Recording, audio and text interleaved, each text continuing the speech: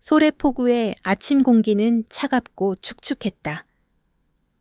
바닷바람에 염분이 실려와 사람들의 옷깃을 파고들었고 컨테이너 트럭들이 길게 줄지어 서 있는 부두에서는 이미 하루가 시작되고 있었다. 그 사이를 검은 방한 점퍼와 안전모를 쓴 남자가 묵묵히 걸어가고 있었다. 태성운수 회장 박태수. 72이라는 나이가 무색하게 그의 발걸음은 여전히 단단했고 수십 년 동안 도로 위에서 부딪혀 온 삶의 흔적이 몸에 배어 있었다. 김 기사, 저 왼쪽 뒤 타이어 공기압 다시 확인해봐. 짧고 단단한 목소리. 직원들은 그를 회장님이라 부르면서도 동시에 누구보다 현장을 잘 아는 베테랑 기사처럼 존중했다. 중고 트럭 한 대로 시작해 지금의 회사를 만들기까지 45년. 하지만 태수는 단 한 번도 현장을 떠난 적이 없었다. 그의 삶은 늘 트럭, 도로, 바람, 그리고 가족이었다. 점심 무렵이 되자 현장 소장이 조심스레 다가왔다. 회장님, 점심 드셔야죠. 소래포구 근처에 만두국 맛있는 집이 있다던데요. 태수는 허리를 한번 두드리며 고개를 끄덕였다. 아침부터 바쁘게 움직였더니 허리가 묵직하게 당기고 있었다. 채 올라 포구 쪽으로 이동하자 회색빛 겨울 하늘 아래로 잔잔한 바다가 펼쳐졌다. 바다는 언제 봐도 한결같았지만 그 한결같음이 태수에게는 늘 위로이기도 했다. 분식집 바다만두에 들어서자 따끈한 김이 안경을 흐리게 만들었다. 좁고 허름한 가게였지만 오래 끓인 육수 냄새가 포근하게 몸을 감싸며 피로를 내려놓게 했다. 자리에 앉아 만두국을 주문한 뒤 태수는 뚝배기 앞에서 가볍게 손을 비볐다. 숟가락으로 국물을 떠 입에 넣는 순간 고소하고 뜨끈한 맛이 속을 데웠다. 그는 감탄하듯 숨을 내쉬었다. 바로 그때였다. 창밖에서 스치는 새 그림자가 그의 시선을 붙잡았다. 허름한 회색 패딩을 입은 여자, 그리고 그 옆에 서나이 둘. 여자는 손에 비닐봉지를 들고 있었고 그 안에는 편의점 김밥 몇 줄이 담겨 있었다. 아이들은 초등학생도 안 되어 보였다. 겨울바람이 불 때마다 여자는 두 아이를 품에 가깝게 끌어안았다.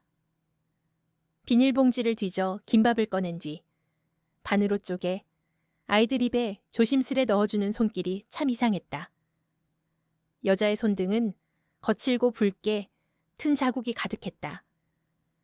그 모습이 낯익었다. 아니, 정확히 말하면 절대 잊을 수 없는 얼굴이었다. 얼마 뒤 여자가 고개를 돌렸고 그 순간 태수의 손에서 숟가락이 멈췄다. 할인이? 9년 전 장남 진수의 아내이자 아들의 장례식 당일 새벽. 회사 돈 3억 원과 함께 사라진 며느리 하혜린. 그녀가 바로 그 여인이었다. 그러나 지금 그의 눈앞에 있는 혜린은 3억을 훔쳐 달아난 여자가 아니었다. 기름때 묻은 앞치마, 손등의 상처, 찢어진 패딩, 그리고 아이들에게 김밥 한 줄을 아껴 나눠주는 절박한 모습. 그것은 도피 생활을 누리며 세고 있는 돈을 소비하는 사람이 아니라 하루 벌어 하루 버티는 사람, 아니 살기 위해 버티는 사람의 모습이었다. 큰아이의 팔엔 작은 의료기기가 붙어 있었다. 소아당뇨 아이들이 차는 혈당 측정기였다. 작은 아이는 뺨이 창백했고 입술이 파랬다. 3억을 갖고 도망쳤다던 여자가 이렇게 태수의 머릿속에서 그동안 굳게 믿어온 진실들이 흔들리기 시작했다. 그가 알고 있던 혜린의 모습과 지금 이 현실 사이에는 도저히 설명되지 않는 거대한 간극이 있었다.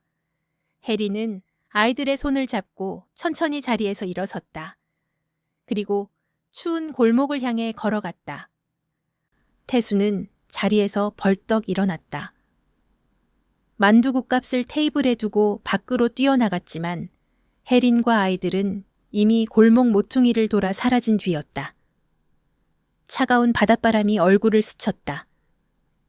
태수는 그 자리에서 오래도록 움직이지 못했다. 만약 내가 잘못 알고 있었던 거라면 9년간 쌓아온 분노, 미움, 배신감, 그 모든 감정이 한순간에 무너져 내리는 소리가 들리는 듯했다. 그리고 그 자리에 남은 건 단 한 가지 생각뿐이었다. 그날 그 사건 다시 확인해야 한다.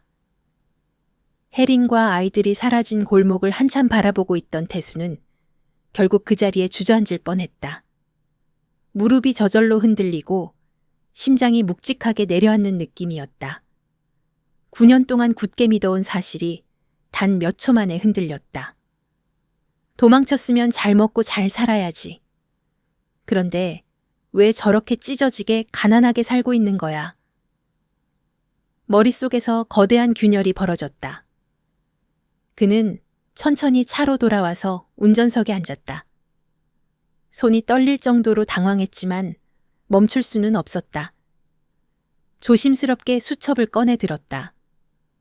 오래전부터 귀퉁이가 너덜너덜해진 그 수첩에는 지난 세월 동안 메모해온 작업 일정과 거래처 정보가 적혀 있었다. 그러나 오늘 그는 다른 내용을 적기 시작했다. 9년 전, 진수 죽음. 다시 확인.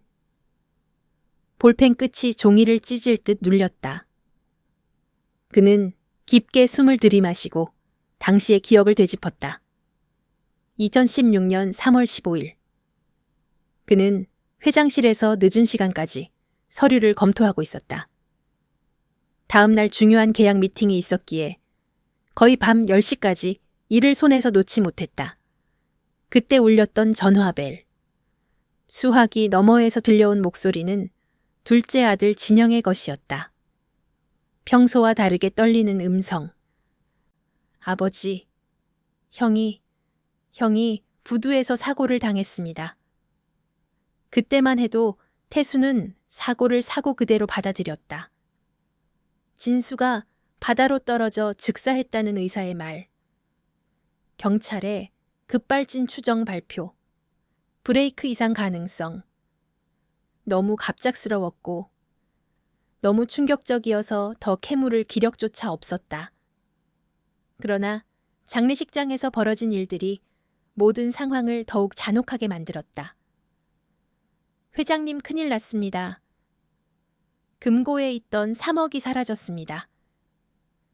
격리 직원 오미정은 얼굴이 새하얗게 질려 있었다. 갈라진 목소리로 금고는 정상인데 돈이 사라졌어요 라고 말했다. 그리고 금고 비밀번호를 아는 사람 3명, 진수, 미정, 그리고 잠시 격리 업무를 도왔던 혜린. 그날 새벽 누군가가 큰 가방을 들고 택시를 타고 떠났다는 진영의 증언. 곧바로 끊긴 혜린의 휴대폰. 혜린 친정에서도 어디로 갔는지 모른다는 답변. 그 모든 정황을 종합하면 결론은 하나였다. 혜린이 도망쳤다. 그리고 3억을 훔쳤다. 그렇게 태수는 믿었다. 9년 동안. 그러나 방금 본 혜린의 모습은 어떠한 도둑의 삶과도 닮지 않았다. 손등의 상처, 의료기기가 달린 아이팔, 배고파 김밥을 나눠 먹는 모습. 아무리 생각해도 돈을 들고 편히 산 사람의 모습이 아니었다. 태수는 수첩을 다시 들여다보며 적었다. 진수사고, 너무 완벽했다. 혜린 실종, 너무 자연스러웠다. 증거도 너무 깔끔했다. 혹시 내가 속은 건 아닐까? 심장이 세차게 뛰었다. 그동안 묻어두었던 의문들이 한꺼번에 떠올랐다. 왜 진수는 밤늦게 부두에 갔는가? 평소 늘 조심하던 진수가 브레이크 이상을 몰랐을까? 왜 사고가 난 지 하루 만에 금고에서 돈이 사라진 걸까? 왜 혜리는 한 번도 항변하지 않았는가? 왜 아이들까지 데리고 도망쳤을까? 도무지 이해되지 않는 조각들이 맞춰지는 느낌. 어딘가 이상했고 뭔가 감춰진 것이 분명했다. 태수는 시동을 걸었다.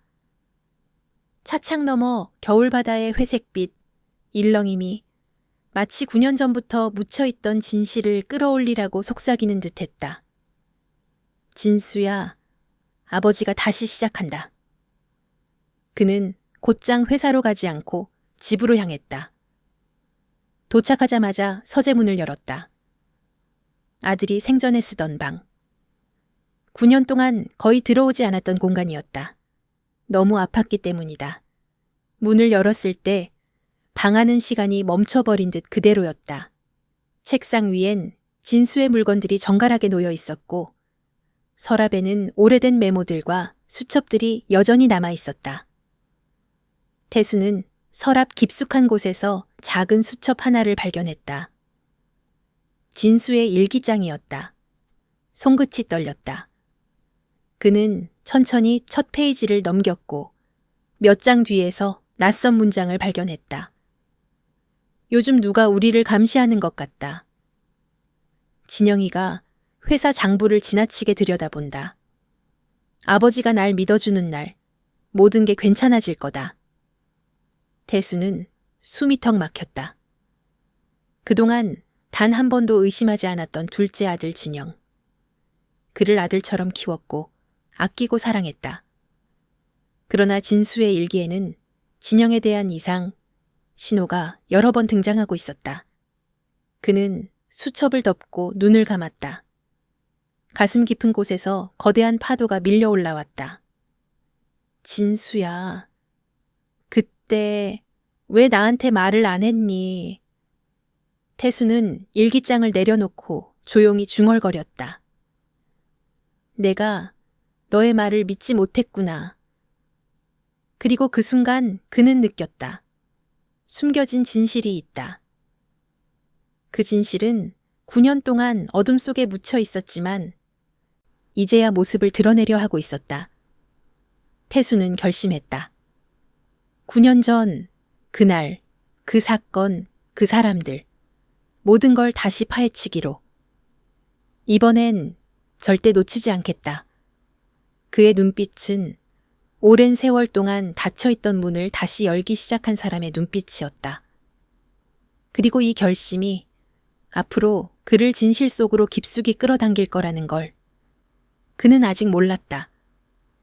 박태수는 진수의 일기장을 손에 쥔 채 서재 한가운데 멈춰 서 있었다.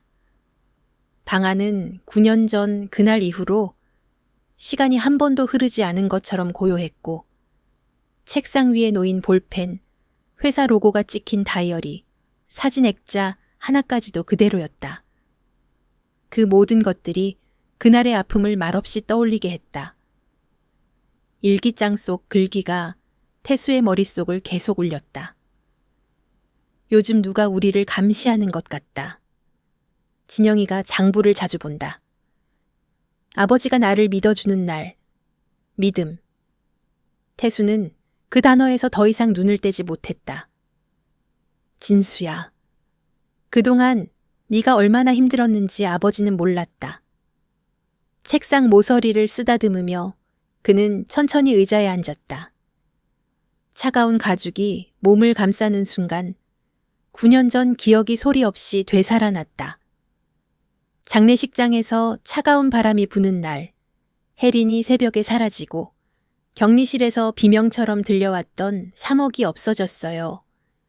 그 절규, 그리고 진영이 말하던 차분한 목소리. 형수님이 새벽에 큰 가방을 들고 나가는 걸 제가 봤어요. 그때는 너무 자연스러웠다. 패닉 상태였고 큰아들을 잃은 충격에 정상적인 판단이 어려웠다. 하지만 지금 돌아보면 모든 것이 너무 딱 맞아떨어지는 각본 같았다. 마치 누군가가 치밀하게 퍼즐을 짜놓은 듯한 느낌이 들었다. 태수는 곧장 책상 서랍을 하나씩 열며 진수가 남긴 흔적을 찾기 시작했다. 오래된 계약서들 사이에서 조금 다른 두께의 봉투가 손에 닿았다. 봉투에는 볼펜으로 급하게 적은 듯한 글씨가 있었다. 할인에게 혹시 무슨 일이 생기면? 태수는 손이 떨리는 걸 느끼며 봉투를 열었다. 안에는 한 장의 메모와 USB가 있었다. 메모에는 짧은 글이 적혀 있었다. 최근 회사 장부가 이상해. 거래처 금액이 맞지 않아. 영업팀 몇 명이 진영과 따로 만나고 있어. 아버지께 말씀드리고 싶지만 아직은 확신이 없어. 만약 나에게 무슨 일이 생기면 이걸 아버지에게 전해줘. 할인, 아이들 지켜. 태수의 눈이 크게 흔들렸다. 진수야, 너는 이미 알고 있었구나. 그는 USB를 노트북에 꽂았다. 화면에는 엑셀 파일 여러 개와 음성 파일 몇 개가 나타났다. 숫자들이 복잡하게 얽혀 있었지만 한눈에 봐도 특정 거래처 금액이 몇 달 연속 누락되거나 부풀려져 있었다. 회사의 돈이 누군가의 손을 타고 새어나간 흔적이었다. 그리고 그 누락된 거래처 이름 옆에는 관리자, 진영. 태수는 희미하게 숨을 들이켰다. 심장이 점점 빨리 뛰었다. 그러나 더 충격적인 것은 폴더 안에 있는 음성 파일이었다. 진수가 몰래 녹음한 듯한 대화였다. 형, 요즘 아버지가 날 너무 쉽게 본다. 내가 이 회사 후계자잖아? 그런데 왜 형이 다 가져가? 진영아, 그런 말 하지 마. 아버지는 너도. 나는 입양아야. 그 사실 모르는 줄 아냐? 아버지는 결국 친아들인 형을 선택할 거야. 잠시 침묵. 형, 미안한데 나도 이제 선택해야 돼. 그 순간 파일이 끝났다. 태수는 몸이 얼어붙었다. 자신이 평생 아들처럼 키운 진영의 속에 이토록 어두운 감정이 자리 잡고 있었다는 사실에 어안이 벙벙했다. 입양가라서 그게 이유였다고 말이 나오지 않았다. 분노와 슬픔이 뒤섞여 가슴 속에서 부글부글 끓어올랐다. 하지만 동시에 자신이 진영에게 무언가 상처를 남긴 건 아닐까 하는 미묘한 죄책감도 밀려왔다. 그러나 태수는 곧 정신을 가다듬었다. 그래도 그게 형을 죽일 이유가 되어선 안 된다. 그는 자리에서 벌떡 일어났다. 서재를 나서는 그의 발걸음은 떨림없이 단단했다. 이제는 더 이상 과거에 묶여 있을 수 없었다. 태수는 오래된 전화번호부에서 한 사람의 번호를 찾았다. 최 반장. 30년 전 태성과 함께 전국을 뛰었던 기사 출신. 지금은 정비소를 운영하며 업계 사정을 누구보다 잘 아는 베테랑. 그는 믿을 수 있는 사람 중 한 명이었다. 태수는 전화를 걸며 낮게 중얼거렸다. 반장 나야. 나 좀 도와줘야겠다. 9년 전 진수 사고. 다시 조사해야겠다. 수화기 너머에서 놀란 듯한 숨소리가 들린 뒤 최 반장의 단단한 목소리가 이어졌다. 회장님, 드디어 결심하셨군요. 그 순간 태수의 눈빛이 흔들림 없이 단단해졌다. 그래, 이제부터 진실을 찾을 거야. 누가 우리 가족을 무너뜨렸는지 끝까지 밝혀낼 거다. 그리고 그의 발걸음은 다시 진실을 향해 뚜렷하게 나아가기 시작했다. 최 반장은 전화를 끊자마자 바로 정비소 문을 닫고 태수의 집으로 달려왔다. 밤 공기는 한층 더 차가워져 있었지만 두 사람의 얼굴에는 냉기가 아니라 묵직한 결의가 깃들어 있었다. 태수는 차 한 잔을 내려 최 반장 앞에 놓았다. 최 반장은 컵을 잡기 전에 태수의 눈빛을 똑바로 바라보았다. 9년 동안 기다렸습니다, 호남. 회장님, 이제야 이 얘기를 할 수 있게 됐네요. 태수는 무겁게 고개를 끄덕였다. 반장, 그날 내 판단이 틀렸던 것 같아. 혜린이, 그 아이는 그런 짓을 할 사람이 아니었어. 최 반장은 아무 말 없이 고개를 숙였다. 이미 오래전부터 그 사실을 의심하고 있었다는 듯한 표정이었다. 회장님, 그때 저도 이상하다 생각한 게 많았습니다. 그런데 회장님이 워낙 확신하셔서 제가 나서기가 어려웠죠. 장례식 상황도 워낙 정신없었고, 그때의 기억이 서로에게 생생하게 남아 있었다. 아들을 잃은 아버지의 절망과 혼란, 직원들의 동요, 장례식장에 가득했던 비통함. 그 혼란 속에서 작은 의혹이나 의심은 쉽게 묻혀버렸다. 태수는 진수의 일기장을 최 반장에게 건넸다. 이걸 좀 읽어봐. 최 반장은 조심스레 페이지를 넘기며 글을 읽어 내려갔다. 그의 이마가 점점 심하게 찡그려졌다. 회장님, 이거 진짜 심각한데요. 장부 누락, 은밀한 거래, 진영 씨와의 불편한 관계, 이건 진수 씨가 뭔가 알아냈다는 얘기입니다. 그리고 그 무언가를 누군가는 숨기고 싶었겠죠. 그래서 진수가 죽은 건가? 태수의 목소리는 거의 속삭임이었다. 하지만 그 속에는 분노보다 더 깊고 무서운 감정이 자리 잡고 있었다. 죄책감이었다. 이미 다 지나간 일이라 생각했는데 내가 너무 많은 걸 놓쳤어. 최 반장은 탁자 위에 놓인 일기장을 톡 건드리며 말했다. 회장님, 진영 씨, 요즘 어디 있습니까? 회사에서 잘 지내고 있지. 겉으론 항상 착하고 예의 바른 애야. 겉으론, 그렇죠. 최 반장의 목소리는 의미심장하게 떨렸다. 회장님, 제가 한 가지 알려드릴 게 있습니다. 그는 잠시 숨을 고르고 말을 이었다. 9년 전 진수 씨 사고 차량, 제가 정비 내역을 확인했을 때 뭔가 이상했어요. 뭐가?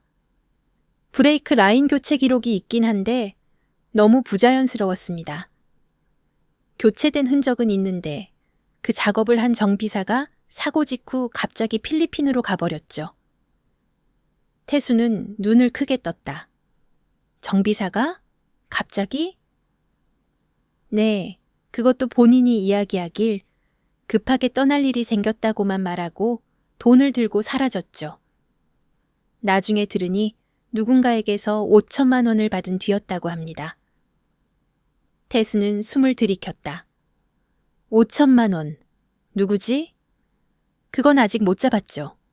하지만 최 반장의 목소리는 점점 낮아졌다. 할인 씨가 아니라는 건 분명했습니다. 둘은 잠시 말없이 있었다. 방 안에는 난로의 작은 소리만이 고즈넉하게 울렸다. 태수는 손을 꽉 쥐며 말했다. 반장, 나 혼자 힘으로는 부족하다. 누군가를 더 불러야겠어. 그러자 최 반장은 기다렸다는 듯 고개를 끄덕였다. 사실 제가 이미 한 사람을 생각해두고 있었습니다. 누군데? 윤기범. 30년 경력 형사 출신. 지금은 운수조합 안전감독관으로 일하지만 예전엔 고의 사고와 보험 사기, 조작 사건 전문이었죠. 입도 무겁고 판단력도 뛰어나고 무엇보다 믿을 만한 사람입니다. 태수는 즉시 말없이 휴대폰을 집어들었다. 지금 불러. 그날 밤 세 사람은 조용한 찻집에서 마주 앉았다. 윤기범은 차분한 눈빛과 낡은 코트 차림으로 나타났다. 태수는 단도직입적으로 말했다. 윤 감독관, 부탁하고 싶은 일이 있어. 말씀하십시오. 9년 전 내 아들 진수 사고 다시 조사하고 싶네. 윤기범은 놀랐지만 곧 눈빛이 진지하게 바뀌었다. 그는 천천히 질문을 던졌다. 새로운 정황이 나왔습니까? 태수는 진수의 일기장, USB 자료, 그리고 오늘 본 혜린의 모습을 차례대로 설명했다. 윤기범은 말없이 모두 들은 뒤 조용히 숨을 내쉬었다. 회장님, 이건 단순 사고가 아닐 가능성이 높습니다. 정말인가? 윤기범은 고개를 끄덕이며 메모장을 펼쳤다. 브레이크 라인 조작 흔적, 수면제 정황, 새벽 시간에 강압적 실종, 금고 3억 실종. 이거 전부 누군가가 의도적으로 만들 수 있는 시나리오입니다. 너무 자연스러워서 더 의심스럽습니다. 태수는 가슴 깊은 곳에서 어떤 뜨거운 것이 치밀어 오르는 걸 느꼈다. 윤 감독관, 진실을 밝혀줄 수 있겠나? 윤기범은 단호한 표정으로 고개를 끄덕였다. 회장님, 저는 진실만 봅니다. 누가 숨겼건, 누가 가렸건 파헤칠 겁니다. 최 반장은 미소를 지으며 말했다. 회장님, 이제 시작입니다. 그날 밤 태수는 차 안에서 창밖으로 번지는 도시불빛을 오래 바라보았다. 9년 전 그날 밤의 어둠이 다시 떠올랐다. 그리고 이제 그는 그 어둠 속으로 스스로 걸어 들어갈 준비가 되어 있었다. 진수야, 아버지가 진실을 찾아줄게. 이제는 절대 놓치지 않겠다. 윤기범은 사건 파일을 정리해 가방에 넣은 뒤 자리에서 일어섰다. 태수와 최 반장은 묵묵히 그의 손짓을 바라보고 있었다. 이들은 서로 한마디도 하지 않았지만 세 사람 모두 마음속에 같은 결심을 품고 있었다. 마침내 9년 동안 묻혀있던 진실을 파헤칠 때가 온 것이다. 내일부터 바로 시작하겠습니다. 윤기범의 말에 태수는 천천히 고개를 끄덕였다. 윤 감독관, 부탁하네. 나는 이번엔 절대 눈 감지 않을 거야. 그날 밤 태수는 거의 잠을 이루지 못했다. 머릿속엔 끊임없이 옛 기억들과 새로운 의문들이 뒤섞여 떠올랐다. 만약 진영이가 정말 그런 일을 했다면? 그 생각만으로도 마음 한구석이 갈라지는 듯 아팠다. 그는 진영을 친아들처럼 키웠고 단 한 번도 차별한 적이 없다고 믿어왔다. 하지만 진수의 일기와 녹취록은 그 믿음마저 흔들어 놓고 있었다. 다음 날 윤기범은 가장 먼저 사고 차량 정비 기록을 확보하기 위해 움직였다. 차량 사고 당시의 기록은 이미 오래전이었지만 정비소에서 남긴 문서와 CCTV 일부가 보존되어 있을 가능성은 있었다. 그와 최 반장은 사고 며칠 전 수리를 맡았던 물레동 정비소를 찾았다. 정비소 안으로 들어서자 금속 부딪히는 소리와 엔진 오일 냄새가 가득했다. 윤기범은 작업복을 입은 중년 정비사에게 다가갔다.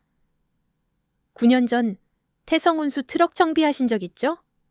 회색 5톤 차량. 정비사는 낯선 얼굴의 두 사람을 보며 눈을 좁혔다. 9년 전이면? 글쎄요, 기억이 잘... 하지만 윤기범은 미리 출력해온 사진을 꺼내 보였다. 당시 이 차량을 담당한 직원이 갑자기 필리핀으로 떠났죠. 그 직후 계좌에 5천만 원이 들어왔고요. 정비사의 얼굴이 굳어졌다. 손이 미세하게 떨리는 것도 보였다. 그런 얘긴 어디서 들으셨습니까? 지금은 그게 중요하지 않습니다. 당시 무슨 일이 있었는지, 누구 짓이었는지만 말해 주십시오.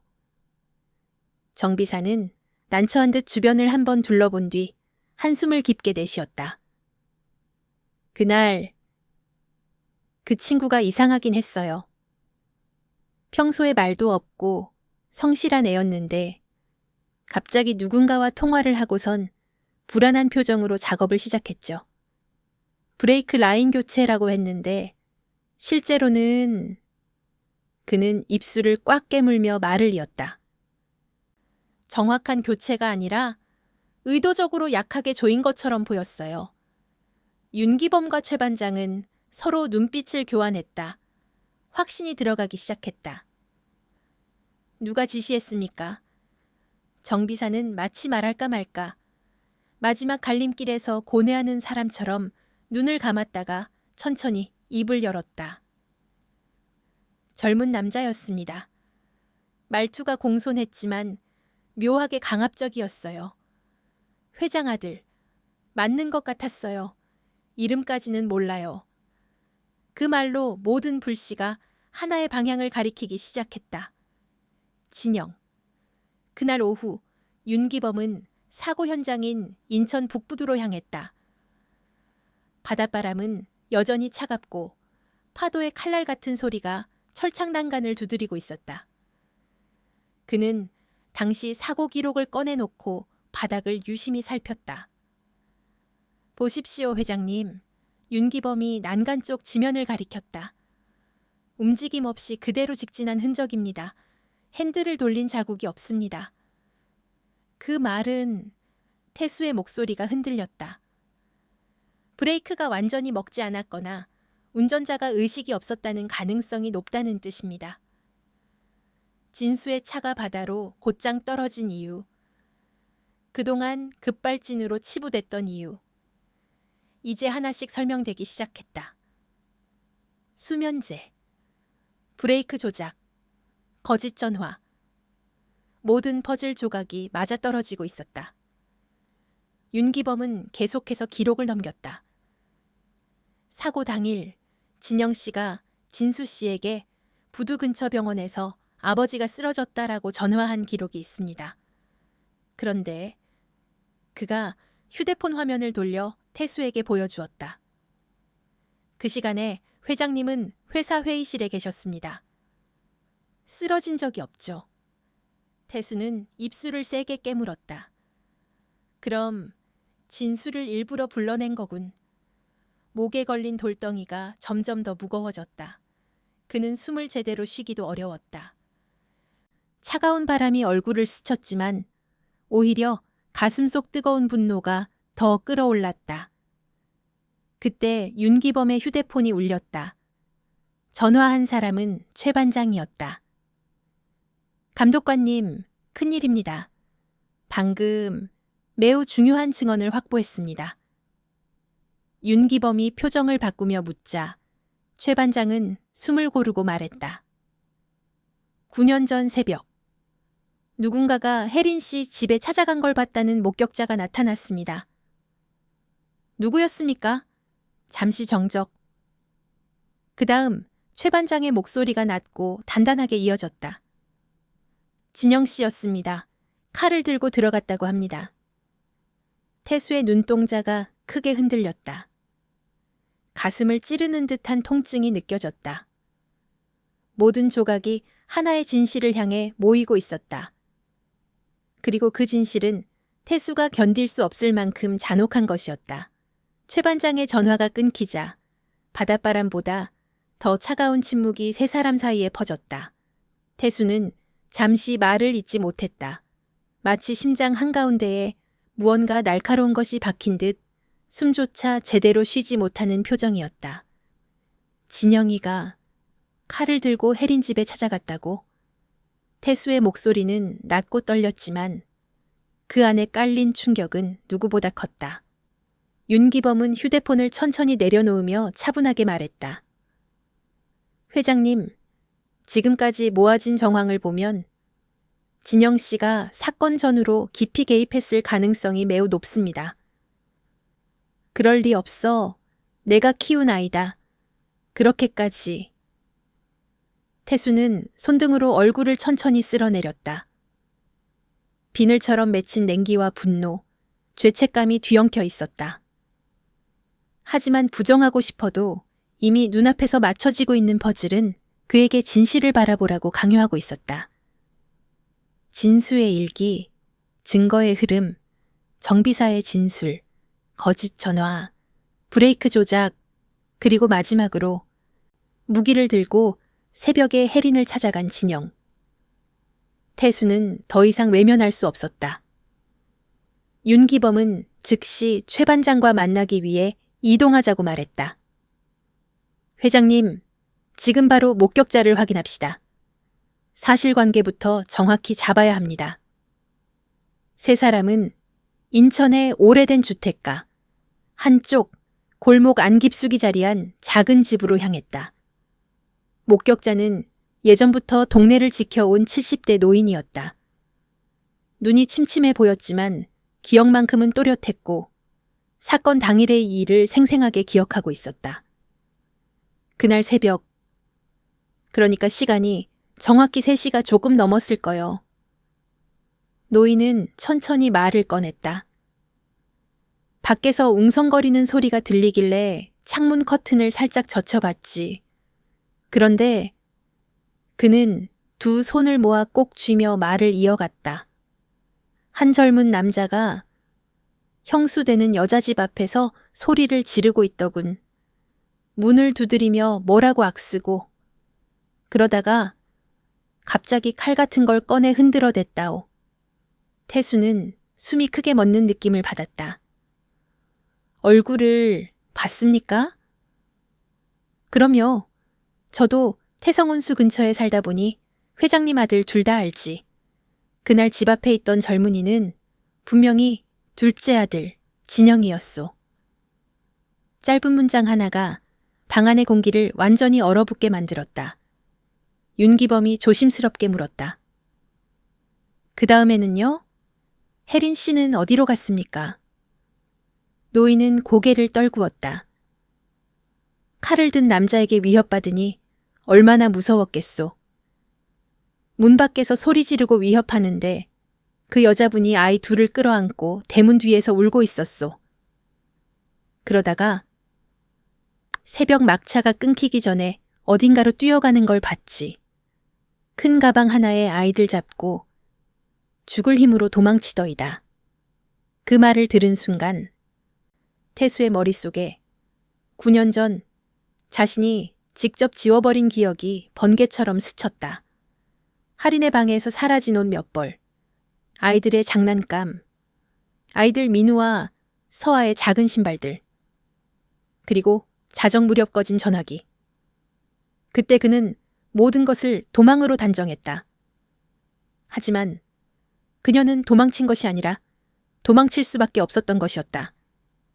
아이들을 지키기 위해, 목숨을 지키기 위해. 태수의 손이 미세하게 떨렸다. 노인은 마지막으로 조용히 말했다. 회장님, 그 여자는 도둑이 아니었어.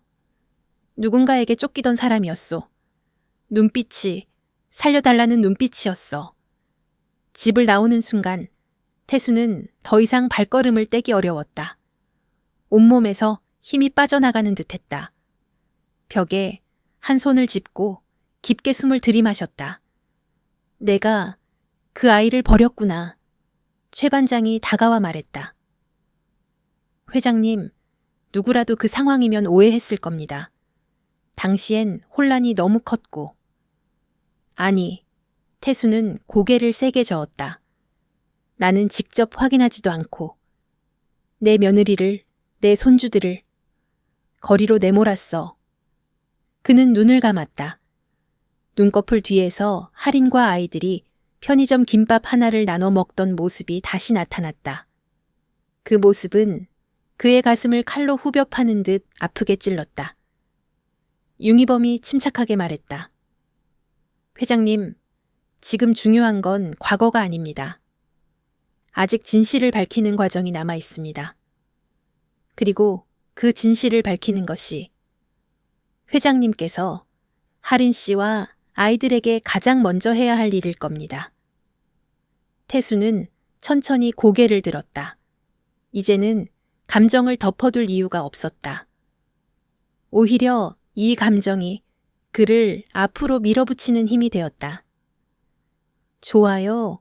그럼 다음은 어디로 가야 하지? 윤기범은 즉시 자료를 펼쳐 보이며 말했다.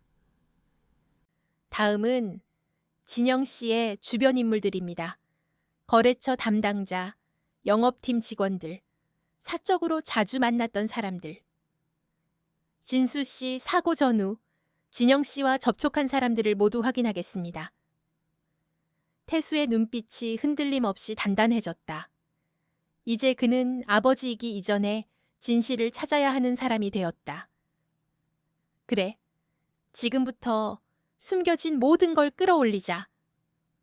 그리고 그 순간부터 9년 동안 잠들어 있던 실타래는 빠르게 풀리기 시작했다. 그 끝에 무엇이 있는지 아직 몰랐지만 태수는 마침내 두려움을 떨치고 진실 속으로 향해 걷기 시작했다. 윤기범과의 조사 계획은 그날 밤부터 본격적으로 속도를 내기 시작했다. 태수는 회사 회장실에서 늦은 시간까지 혼자 자료를 보고 있었다. 책상 위엔 9년치 서류와 보고서, 정비 기록, 통화 내역이 빼곡히 펼쳐져 있었다. 그러나 오늘만큼은 서류들의 글자가 흐릿하게 보였다. 할인. 그 아이들과 태수는 중얼거리며 손으로 얼굴을 감싸 쥐었다. 9년 전 그날 장례식장의 혼란과 분노에 휩싸여 단 한 번도 스스로에게 물어보지 않았다. 혹시 오해일지도 모른다는 가장 기본적인 질문조차. 그 질문이 지금 그의 가슴을 깊게 찔러오고 있었다. 다음 날 아침, 윤기범은 새로 확보한 자료들을 들고 태수의 회장실로 들어왔다. 회장님, 밤새 몇 가지 더 확인했습니다. 윤기범은 가방에서 한 장의 종이를 꺼내 탁자 위에 펼쳤다. 이건 진영 씨의 자금 흐름입니다. 사고 직후부터 최근까지 확인한 내역인데 종이 위에는 다수의 해외 송금 기록과 수상한 입금 내역들이 적혀 있었다. 그중 눈에 띄는 건 사고 나고 딱 3일 뒤에 찍힌 5천만 원 아이체 내역이었다. 송금처, 필리핀 마닐라 수취자, 김, 정비사, 발신계좌, 유령법인 GNT 글로벌 법인 대표, 박진영의 대학 동기 태수는 종이를 바라보며 이를 악물었다. 정비사에게 준 돈이구나. 입을 막기 위해. 윤기범이 고개를 끄덕였다. 그렇습니다. 그리고 여기 또 하나. 그는 사고 바로 전날 찍힌 또 다른 영상을 재생했다. 정비소 CCTV였다. 진수의 차가 들어오고 정비사가 차 밑에서 브레이크 라인을 손대고 있었다. 손이 뭔가를 반복적으로 비틀고 고정 부품을 꺼내버리는 모습이 보였다. 이건 명백한 조작입니다. 브레이크액이 새어나가게 하는 방식이네요. 윤기범의 설명은 단호했다. 태수는 화면을 뚫어지게 바라보았다. 진수야, 네가 왜 그날 그 시간, 그 장소에 가야 했는지, 너는 마지막까지 혼자서 싸우고 있었던 거구나.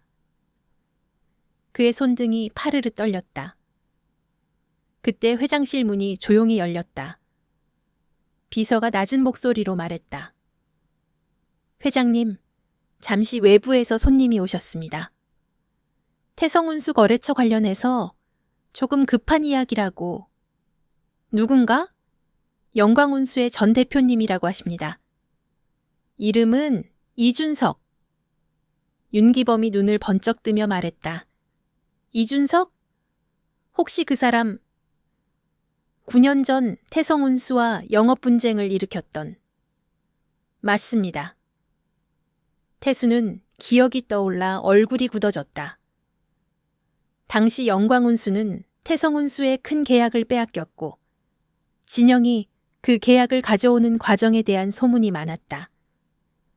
진영과 자주 만났던 사람입니다. 만나보시죠. 잠시 후 회의실 문이 닫혔다. 중년 남자 이준석은 들어오자마자 자리에서 허리를 숙였다. 회장님, 죄송합니다. 이렇게 갑자기 찾아뵙게 되어. 태수는 그를 지켜보며 조용히 말했다. 무슨 일로 왔습니까? 이준석은 잠시 망설이더니 종이 한 장을 꺼내 탁자 위에 조심스럽게 올려놓았다. 그 종이에는 날짜와 숫자가 빼곡히 적혀 있었다. 이건 제 개인 비자금 계좌 내역입니다. 비자금? 네, 정확히는 박진영 전무가 저와 거래했던 자료입니다. 회장실의 공기가 순간적으로 팽팽해졌다. 이준석은 깊게 숨을 내쉬며 말을 이었다. 9년 전 저는 태성군수와 경쟁 관계였습니다. 그런데 박진영 전무가 저를 따로 찾아왔습니다. 형만큼 회사에서 인정받기 힘들다고. 그래서 저에게 부탁을 했습니다.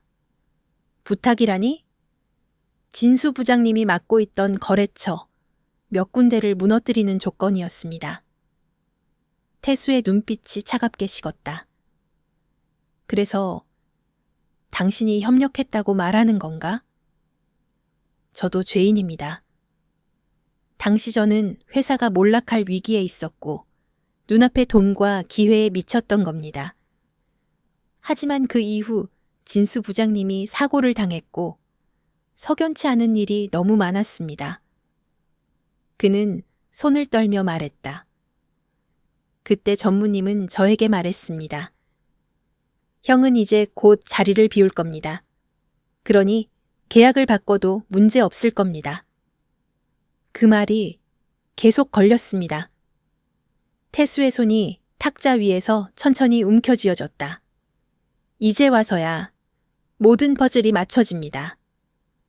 이준석은 고개를 깊게 숙였다. 제 죄를 뉘우치고 싶습니다. 이 자료들은 검찰에 제출하셔도 됩니다. 윤기범은 종이를 넘기며 단호하게 말했다.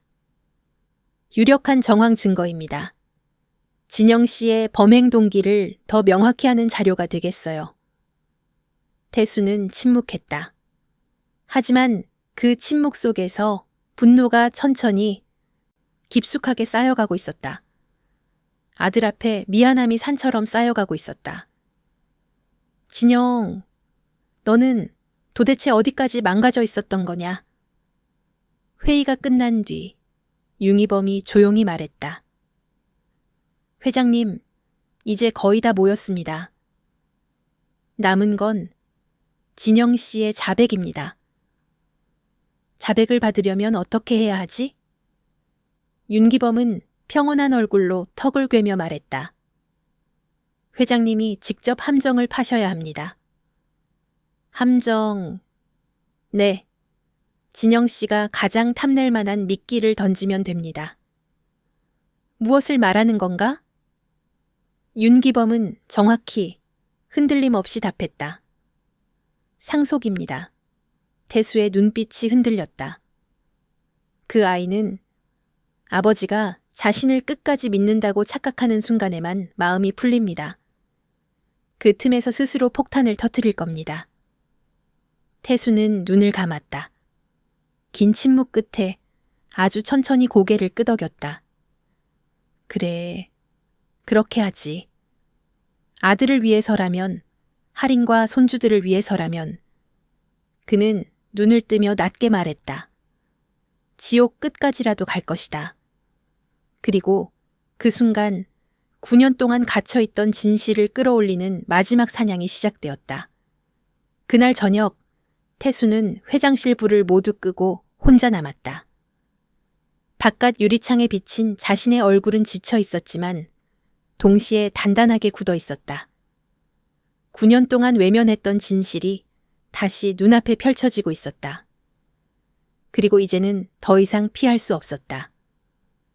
상속! 그 한마디가 태수의 입에서 희미하게 흘러나왔다. 아들에게 처음으로 들려주는 거짓말이자 마지막으로 꺼내는 미끼였다. 하지만 진실을 밝히기 위해선 반드시 필요한 거짓이었다. 다음 날 아침, 윤기범은 다시 태수와 만나 구체적인 함정 계획을 세웠다. 회장실 한쪽에서 도면처럼 펼쳐진 화이트보드에는 철저하게 계산된 단계들이 적혀 있었다. 1단계, 진영에게 상속 준비, 언질 주기 2단계, 회장실에 녹음 녹화 장치 설치 3단계, 사고 관련 새로운 정보를 회장이 가진 척하기 4단계, 진영의 반응을 유도해 자백을 끌어내기 윤기범이 설명을 이어갔다. 진영 씨는 욕심이 동기입니다. 그리고 그 욕심은 형을 넘어설 수 없다는 열등감과 섞여 있죠. 회장님이 상속을 언급하는 순간 그는 기회를 잡았다고 착각할 겁니다. 그때 마음의 경계가 풀립니다. 태수는 아무 말도 하지 않고 고개만 끄덕였다. 아버지로서의 감정과 진실을 밝히려는 결의가 복잡하게 얽혀 있었지만 더는 물러설 수 없었다. 좋다. 오늘 저녁에 바로 부르겠네. 그날 오후 진영은 회사로 들어오며 비서에게 들었다. 전무님, 회장님께서 저녁에 꼭 뵙자고 하셨습니다. 중요한 이야기라고. 진영의 눈빛이 잠시 흔들렸다. 중요한 이야기라 무슨 의미지? 그는 갑자기 불안과 기대가 뒤섞인 표정을 지었다. 저녁 7시 회장실. 조용한 조명이 내려앉은 공간에 태수는 앉아 있었고 책상 위에는 노트 한 권과 봉투 하나가 놓여 있었다. 그 옆에 작은 화분이 놓여 있었는데 그 안에 녹음 장치가 숨겨져 있었다. 문이 열렸다. 아버지, 오라고 하셨다길래. 진영은 미소를 띤 얼굴로 들어왔다. 하지만 그 미소는 얇고 얄팍한 위선 뒤에 감춰진 탐욕이 스며 있었다. 앉아라. 태수의 목소리는 낮고 침착했다. 진영은 조심스럽게 자리에 앉았다. 무슨 이야기입니까? 태수는 봉투를 천천히 밀어 건넸다. 상속 관련 서류다. 진영의 손끝이 순간적으로 떨렸다. 그러나 그는 태어난 척 서류를 열었다. 표지에는 이렇게 적혀 있었다. 태성운수 차기 경영권 승계 검토안. 진영의 얼굴이 서서히 달아올랐다. 아버지, 이게 정말. 그래, 네가 그동안 회사를 위해 애쓴 건 안다. 태수는 일부러 사실처럼 보이게 말을 이어갔다. 진수가 떠난 이후 네가 부족한 부분도 있었지만 그래도 가족이니 내가 책임을 져야 하지 않겠나. 가족. 진영의 표정이 살짝 일그러졌다. 그 한마디는 그에게 칼날 같은 단어였다. 하지만 지금은 그조차 삼켜야 했다. 아버지, 감사합니다. 정말로. 그러나 태수는 바로 본론으로 들어갔다. 하지만 상속을 논하려면 먼저 정리해야 할 문제가 있다. 진영의 표정이 굳었다. 무슨 문제요? 태수는 노트를 열었다. 그건 진수가 남긴 마지막 수첩이었고 그 중에서도 진영에 대한 기록이 있는 페이지였다. 미세한 떨림과 함께 글씨가 보였다. 진영 새벽 2시 창고 출입, 의심 거래처와 비밀 접촉. 혜린에게 위험 경고 필요. 진영의 얼굴이 순식간에 굳어버렸다. 이게 뭡니까? 그의 목소리가 흔들렸다. 죽기 전에 진수가 남긴 기록이다.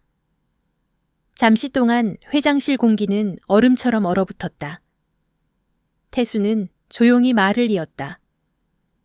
네가 무슨 일을 했는지 난 아직 모른다. 하지만 진수는 뭔가를 알고 있었던 것 같다. 진영은 표정을 숨기려 했지만 이미 늦었다.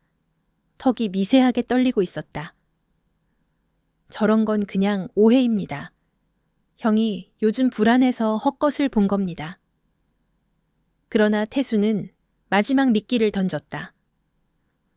그래서 말인데 혹시 말하고 싶은 게 있으면 지금 말해라. 진실을 알고 나서 상속을 마무리하고 싶다. 그 순간이었다. 진영의 눈빛이 흔들렸다. 손을 꽉 쥐었다가 펴기를 반복했고 목에는 식은땀이 흐르고 있었다. 그는 결국 입술을 깨물었다. 아버지, 형에 대한 이야기는 쉽게 말할 수 있는 게 아닙니다. 왔다. 윤기범이 말한 대로였다. 미끼가 제대로 걸린 것이다. 태수는 일체의 감정을 지워내고 조용히 말했다. 그래, 듣고 싶다. 진영은 잠시 고개를 숙이며 숨을 길게 들이마셨다. 그의 안에서 무너져가는 소리가 들리는 듯했다. 아버지, 저도 억울한 게 많았습니다. 형은 언제나 완벽했고 저는 항상 그 뒤에 있었죠. 아무리 노력해도 절대 형처럼 될 수 없었어요. 태수는 미동도 하지 않았다. 진영의 말이 계속 이어졌다. 아버지가 형을 후계자로 생각한다는 것을 알았을 때 전 처음으로 절망했습니다. 그의 손끝이 떨리고 있었다. 그래서 제가 형에게 말끝이 끊겼다. 그러나 그의 눈에 스치는 감정은 분명했다. 두려움, 분노, 질투, 그리고 숨기고 있던 죄. 태수는 마지막 질문을 던졌다. 그래서 네가 무슨 짓을 했다는 거냐? 진영의 입술이 열리려는 순간 문을 두드리는 소리가 들어왔다. 비서의 목소리가 들렸다. 회장님, 바깥에서 급히 찾아오신 분이. 태수는 손을 들어 비서를 멈췄다. 그러나 흐트러진 순간은 이미 지나갔다. 진영은 기회를 놓친 듯한 얼굴을 하며 자리에서 벌떡 일어섰다. 저 내일 다시 이야기합시다. 그리고 급히 회장실을 나가버렸다. 문이 닫히자 태수는 의자에 깊게 기대어 숨을 내쉬었다. 조금만 더였다. 그러나 윤기범은 이미 대비하고 있었다. 그는 문이 닫히자마자 회장실 뒤편에서 모습을 드러냈다. 회장님, 방금 있었던 대화 모두 다 녹음됐습니다. 태수의 눈이 크게 떴다. 조사 계속 진행하시죠? 윤기범은 낮고 단단하게 말했다. 진영 씨, 이제 곧 스스로 무너집니다. 진영이 회장실을 뛰쳐나가듯 나간 순간 회장실의 공기는 무겁게 가라앉았다. 태수는 침착한 얼굴을 유지하려 했으나 손끝에서 미세한 떨림이 느껴졌다. 방금 전까지 진영의 입술 끝에서 흘러나오려 했던 고백. 그 한마디만 더 들었더라면 모든 퍼즐이 완성될 뻔했다. 하지만 윤기범은 오히려 확신에 찬 눈빛이었다. 회장님, 지금이 오히려 기회입니다. 진영 씨는 이미 동요했습니다. 오늘 밤 반드시 움직일 겁니다. 태수는 고개를 들었다. 움직인다고? 무슨 뜻인가? 자신을 위협하는 정보를 없애려 할 겁니다. 회장님이 진수의 기록과 새로운 증거를 갖고 있다고 말했으니 그걸 제거하려 할 겁니다. 그리고 조용히 덧붙였다. 범인은 언제나 자신이 저지른 일을 가장 잘 숨기고 싶어 합니다. 그날 밤 태수의 집에는 은밀한 준비가 진행되었다. 윤기범은 집안 몇 군데에 작은 카메라를 설치하고 회장실에서 들고 온 가짜 자료들을 책상 위에 일부러 노출되게 배치했다. 진수의 진짜 수첩은 이미 별도로 안전하게 보관되었고 책상 위에는 가짜 수첩과 가짜 USB가 놓였다. 이걸로 충분합니다. 윤기범은 태수에게 말했다. 진영 씨는 분명 이 집에 오게 될 겁니다. 회장님께서 상속 이야기를 꺼낸 순간 진영 씨는 위협과 기대를 동시에 느끼기 시작했어요. 태수는 깊게 숨을 들이쉬며 말했다.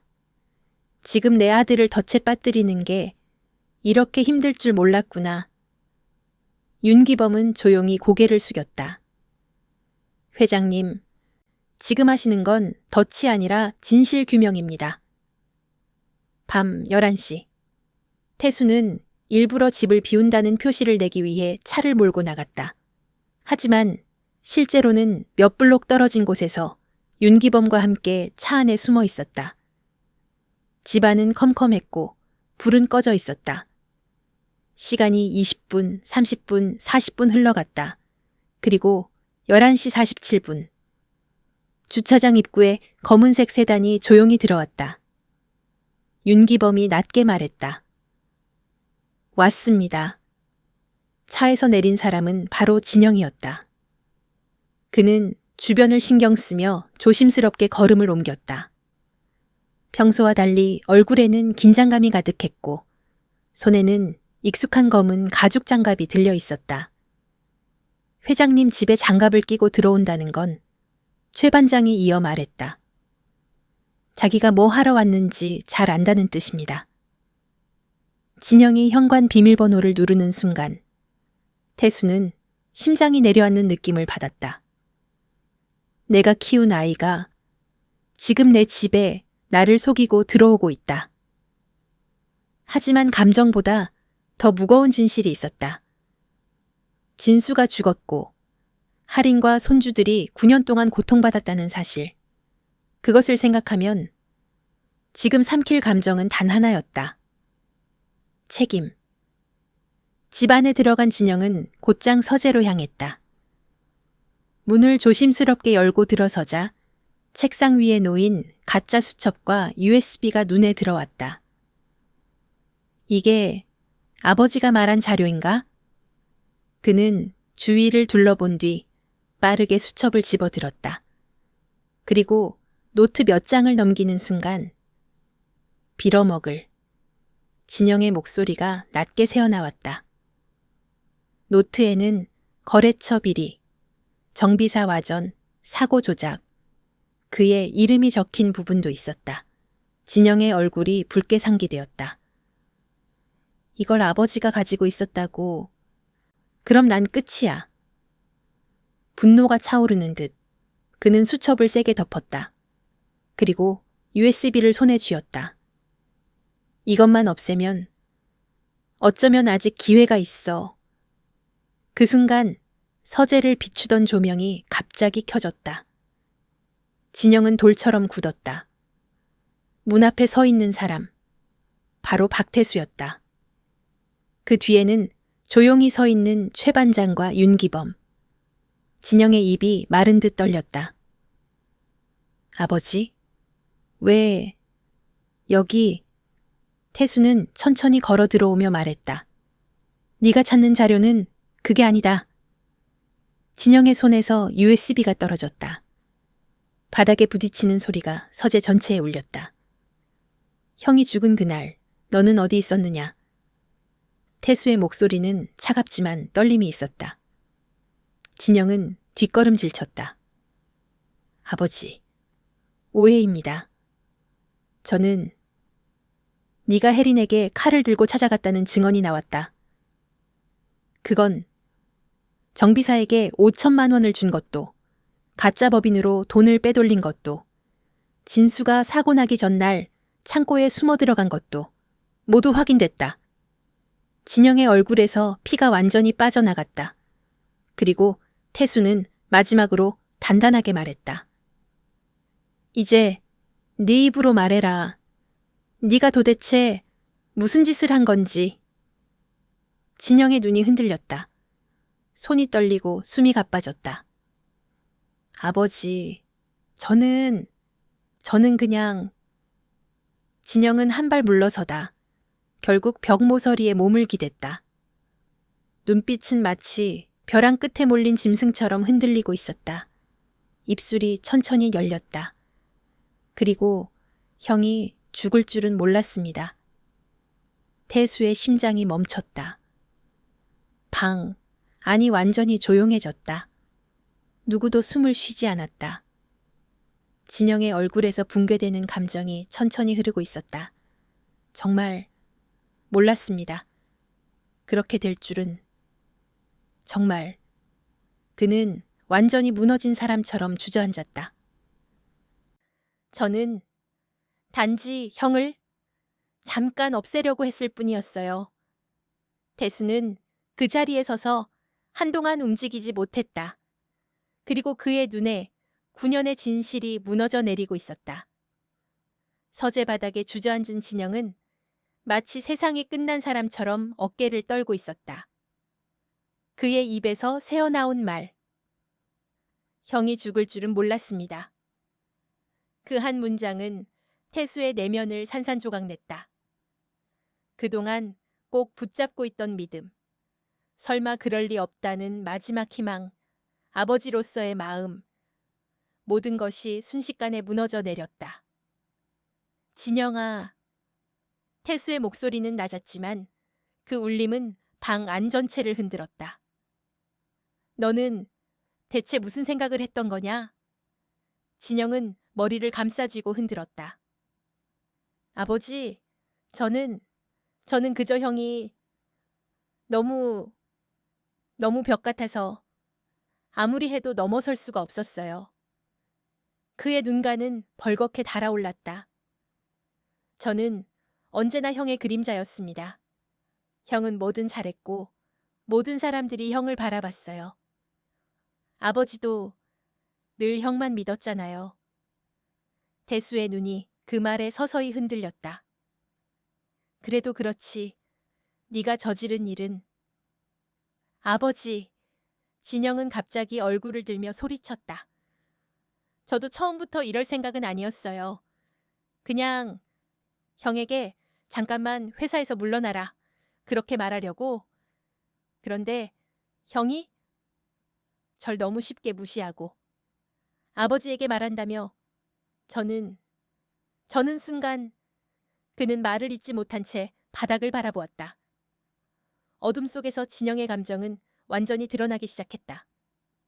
질투, 열등감, 두려움, 욕망, 그리고 무엇보다도 막을 수 없었던 선 넘기. 윤기범은 조용히 물었다. 그래서 브레이크를 조작하도록 지시한 겁니까? 진영은 고개를 천천히 끄덕였다. 그건 형이 죽을 줄은 정말 몰랐습니다. 그냥 크게 다쳐서 회사에 못 나오게만, 그렇게만 되면 저도 기회를 가질 수 있을 거라 생각했어요. 태수는 손을 떨며 입술을 깨물었다. 네가 네 형을 그런 식으로. 아버지. 진영은 두 손을 뻗으며 애원했다. 저 정말 후회하고 있습니다. 당시에 제가 얼마나 어리석었는지. 지금이라도. 태수의 눈빛이 차갑게 가라앉았다. 지금이라도 용서해 달라는 거냐? 진영은 말없이 눈을 감았다.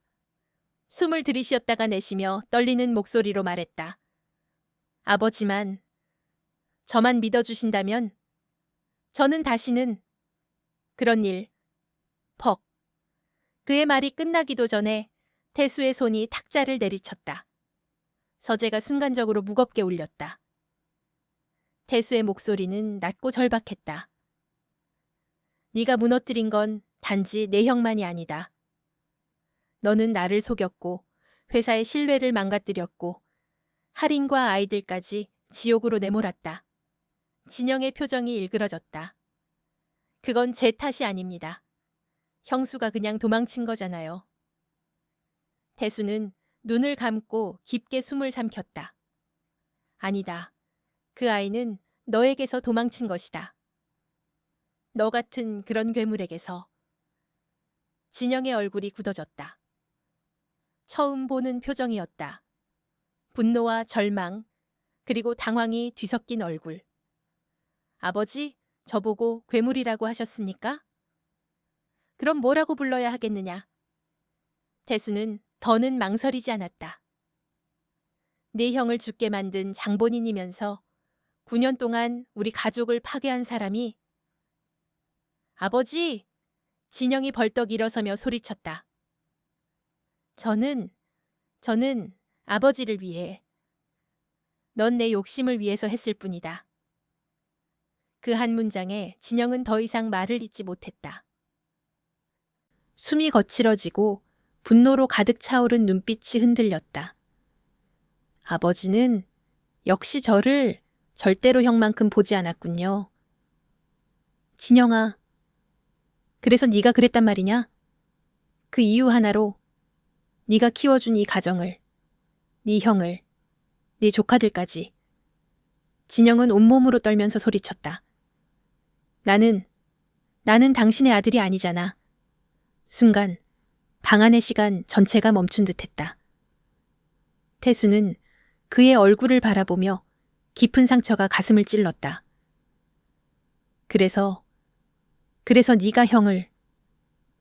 진영은 더 말하지 않았다. 대신 천천히 뒷걸음질하며 문을 향해 걸었다. 전 경찰에 가지 않을 겁니다. 아버지가 절 직접 고발할 것도 아니고. 그 말에는 기묘한 자신감이 섞여 있었다. 가족이기 때문에, 심지어 아버지이기 때문에. 고발하지 못할 거라는 확신. 그러나 그 순간 윤기범이 앞으로 나섰다. 진영 씨, 당신 말은 틀렸습니다. 진영은 기범을 노려보았다. 뭐라고요? 윤기범은 침착하게 휴대폰을 들어보였다. 방금 당신의 모든 말, 형이 죽을 줄 몰랐다는 말부터 사고 조작, 혜린 씨 협박까지 전부 녹음됐습니다. 진영의 얼굴이 하얗게 질렸다. 뭐라고? 파멸의 그림자가 그의 얼굴에 천천히 내려앉았다. 윤기범은 마지막으로 단단하게 말했다.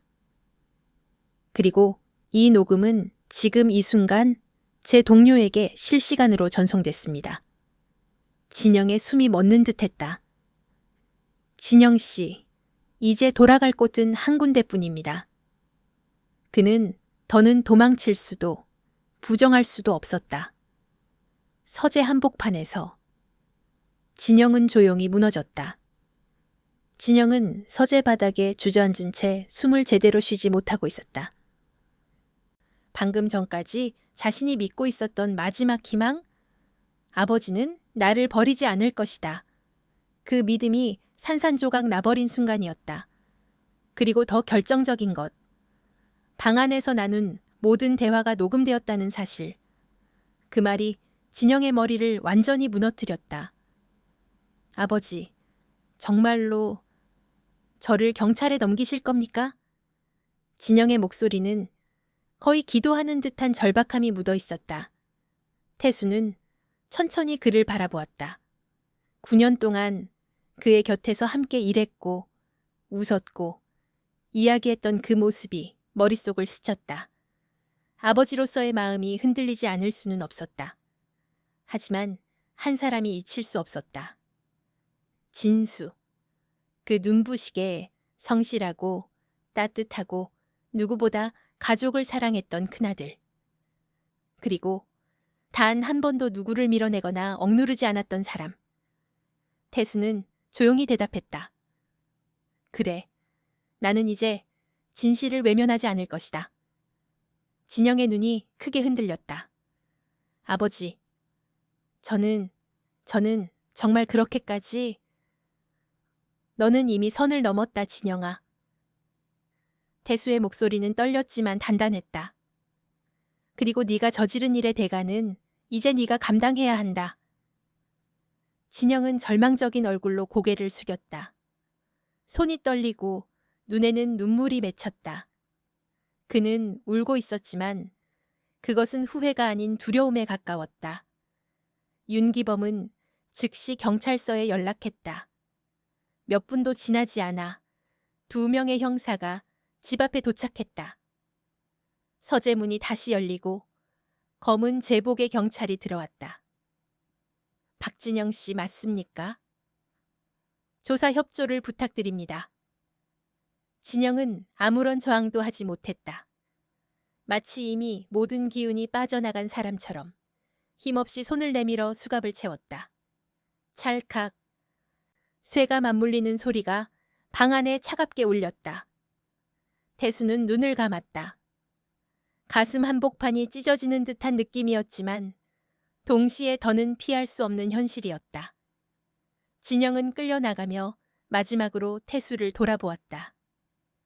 아버지, 한 번만 믿어주세요. 저는 정말 형을 죽이려고 한 건 아니었어요. 태수는 아무 말도 하지 않았다. 그저 눈을 내리깔고 깊게 숨을 내쉬었다.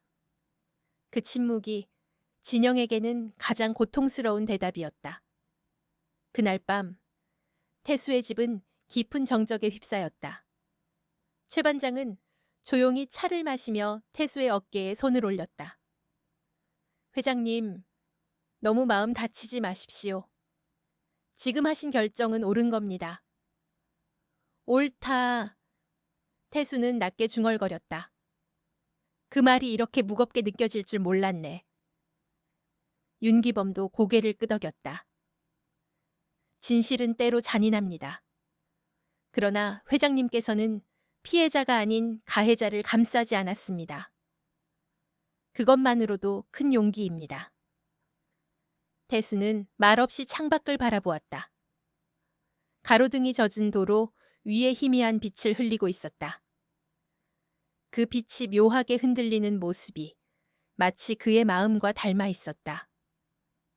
다음 날 아침, 태수는 경찰서에서 조사 현황을 보고받기 위해 직접 방문했다. 담담하지만 단단한 발걸음이었다.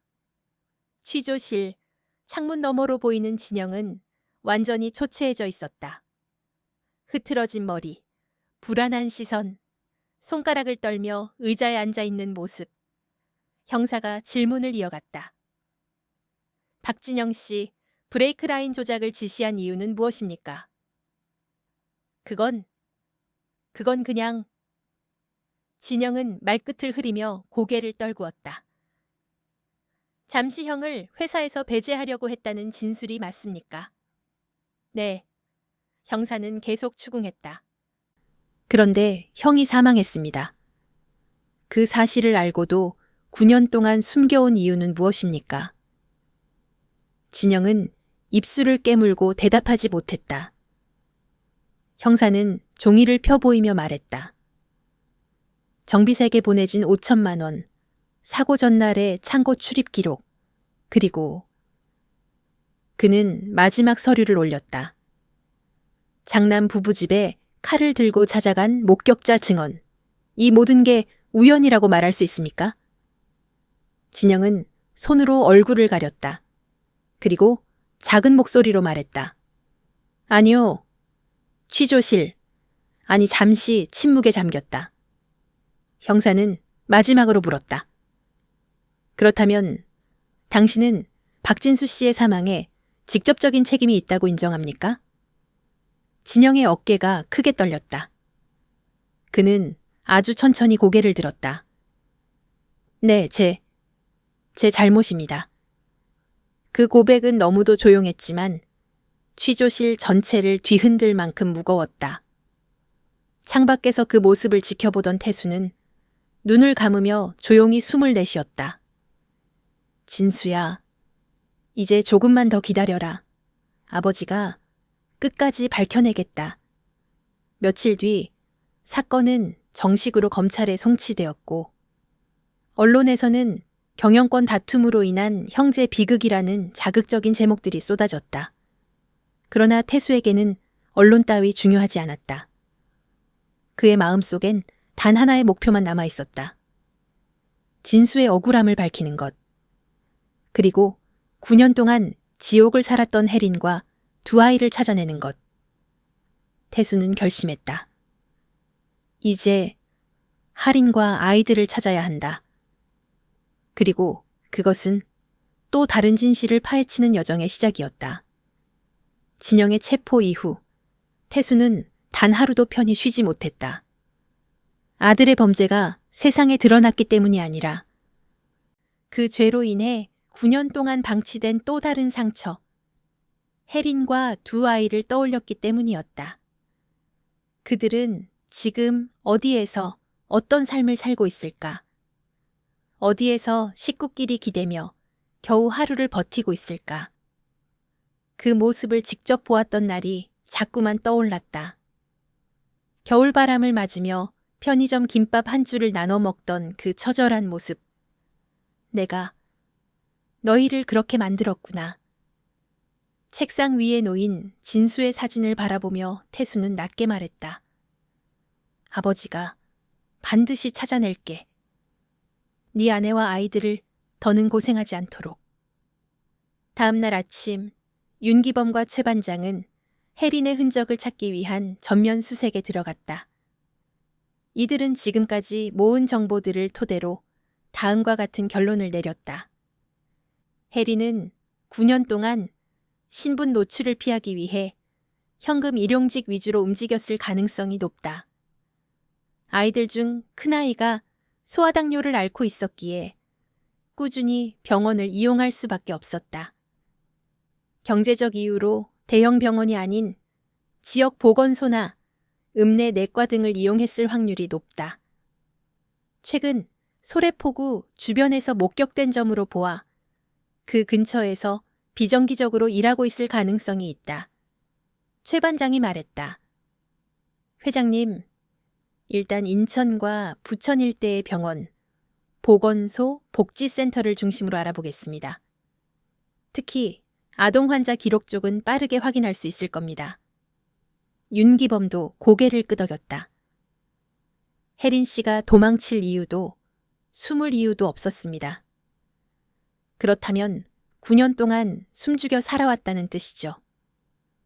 우리는 그 흔적을 찾아야 합니다. 태수는 두 사람의 얘기를 듣고 잠시 숨을 고르다가 말했다. 부탁하네. 나는 더 이상 이 아이들을 잃고 싶지 않아. 수색은 생각보다 쉽지 않았다. 혜리는 주민등록을 옮기지 않았고 의료 지원도 거의 받지 않았다. 보건소에서도 기록이 거의 없었다. 그러던 중 부천의 한 작은 의원에서 실마리가 나왔다. 의사가 말했다. 맞아요. 소아당뇨 검사로 몇 번 왔다 갔다 한 모자가 있었습니다. 여자는 나이가 한 30 후반쯤 돼 보였고 아이는 팔에 계속 센서를 차고 있었어요.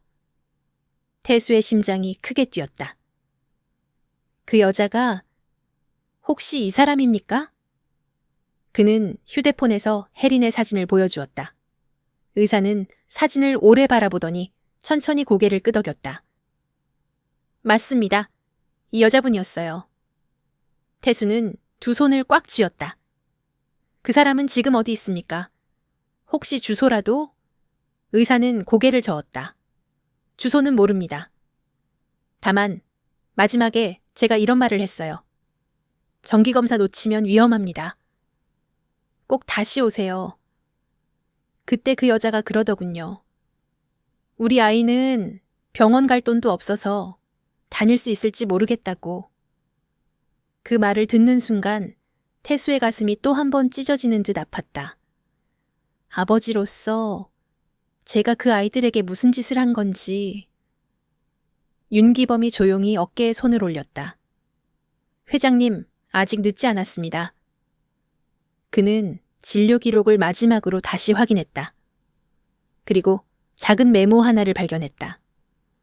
최근 주소, 인천 남동구 아고시카, 고시원. 태수의 눈이 크게 흔들렸다. 고시원, 아이 둘을 데리고. 숨이 턱 막히는 듯했다. 그 비좁고 습하고 창문조차 없는 공간에서 아이가 당뇨병을 앓으며 지냈다는 사실이 그의 마음에서 엄청난 죄책감의 파도를 일으켰다. 곧바로 고시원으로 향한 세 사람. 허름한 외벽, 낡은 간판, 좁은 계단. 벽에는 습기 자국이 얼룩져 있었고 복관리인은 태수가 보여준 사진을 보자마자 깜짝 놀랐다. 아, 이 여자요? 어제 방을 비웠는데요. 비웠다고요? 윤희범이 물었다. 네, 방세를 밀려서 계속 밀어줬는데 결국 나갔습니다. 짐도 거의 없었어요. 겨우 이삿짐 2억에 아이들도 많아 힘들어 보였죠. 태수의 목이 꽉 막혔다. 혹시 어디로 갔다고 말하진 않았습니까? 관리인은 잠시 생각하더니 말했다. 그러고 보니 어제 저녁에 어떤 남자가 찾아왔어요. 여자분 이름을 부르면서 계속 문을 두드리고 말다툼을 하더라고요. 남자? 윤희범의 표정이 단단해졌다. 예, 엄청 초조해 보였어요. 그 여자분은 애들 손잡고 급히 나가던데 어디로 갔는지는 몰라요. 태수는 숨이 끊어질 듯 물었다. 그 남자 혹시 이 얼굴 아니었습니까? 휴대폰에 띄운 사진은 진영. 관리인은 놀란 듯 눈을 크게 떴다. 맞아. 이 남자요. 이 사람이 어제 왔어요. 순간 세 사람 모두의 얼굴이 하얗게 질렸다. 윤기범이 즉시 말했다. 회장님, 진영은 체포되기 전에 혜린 씨를 찾아다니고 있었습니다. 그렇다면 혜린 씨는 또다시 위협이라고 느껴서 급히 도망쳤을 가능성이 큽니다. 태수는 목소리가 떨렸다. 그러면 그 아이들은 지금 도망치고 있습니다. 윤기범이 단호하게 말했다. 그리고 우리가 찾지 않으면 또다시 9년을 잃을 수도 있습니다. 태수는 더는 참을 수 없었다. 눈가가 붉게 물들고 손이 떨렸다. 혜린아, 아이들아, 미안하다. 제발, 어딨느냐? 밤이 내려앉은 소래포구 인근. 바람이 거세게 몰아치고 사람들의 발걸음은 점점 줄어들었다. 그때 윤기범의 눈에 익숙한 새 실루엣이 들어왔다. 한 엄마와 두 아이. 얇은 패딩을 입은 작은 몸들이 바람에 흔들리고 있었다. 윤기범의 숨이 멎었다. 회장님, 저기 보십시오. 태수는 고개를 돌렸다. 그리고 그의 눈이 크게 흔들렸다. 할인이. 혜리는 아이 둘을 꼭 안고 어딘가로 향해 천천히 걷고 있었다. 그 얼굴은 지쳐 있었고 고단했고 그러나 두 아이를 품은 팔만큼은 단단하게 굳어 있었다. 9년 만에 마침내 그녀가 눈앞에 나타났다.